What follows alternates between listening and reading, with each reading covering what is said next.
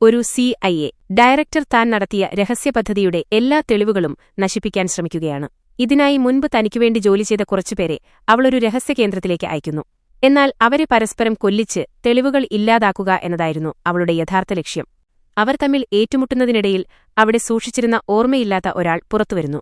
തങ്ങളെ ഡയറക്ടർ ചതിക്കുകയായിരുന്നെന്ന് മനസ്സിലാക്കിയ ആ സംഘം രക്ഷപ്പെടാൻ ശ്രമിച്ചു. ആ ഓർമ്മയില്ലാത്ത മനുഷ്യന് ചില പ്രത്യേക കഴിവുകളുണ്ടെന്ന് അവർ തിരിച്ചറിഞ്ഞു. അയാളെ ഡയറക്ടർ പിടികൂടി ന്യൂയോർക്കിലെ വാച്ച് ടവറിലെത്തിച്ചു.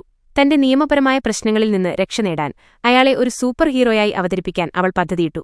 ഇതിനിടയിൽ ആ സംഘത്തിലെ ഒരാളുടെ വളർത്തച്ഛൻ അവരെ രക്ഷപ്പെടുത്തി തന്റെ പഴയ ഫുട്ബോൾ ടീമിന്റെ പേരായ തണ്ടർബോൾട്സ് എന്ന് അവർക്ക് പേര് നൽകി.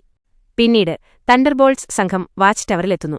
അവിടെ വെച്ച് അവർ ആ മനുഷ്യനെ കണ്ടെത്തുന്നു. എന്നാൽ അയാൾ ഡയറക്ടറിനൊപ്പം ചേർന്നിരുന്നു. അയാളുടെ ഉള്ളിൽ ഒളിഞ്ഞിരുന്ന ഇരുണ്ട ശക്തി പുറത്തുവന്ന് നഗരം മുഴുവൻ ഇരുട്ടിലാക്കി. സംഘത്തിലെ ഒരു പ്രധാനി അയാളുടെ ബോധമനസ്സിലേക്ക് കടന്നുചെന്ന് കൂട്ടുകാരുടെ സഹായത്തോടെ അവനെ രക്ഷിച്ചു. അവരുടെ സ്നേഹവും പിന്തുണയും കൊണ്ട് അയാൾ ആ ഇരുണ്ട ശക്തിയെ കീഴ്പ്പെടുത്തി. എല്ലാം അവസാനിച്ചുവെന്ന് കരുതിയപ്പോൾ ആ ഡയറക്ടർ ഒരു പുതിയ തന്ത്രമിറക്കി.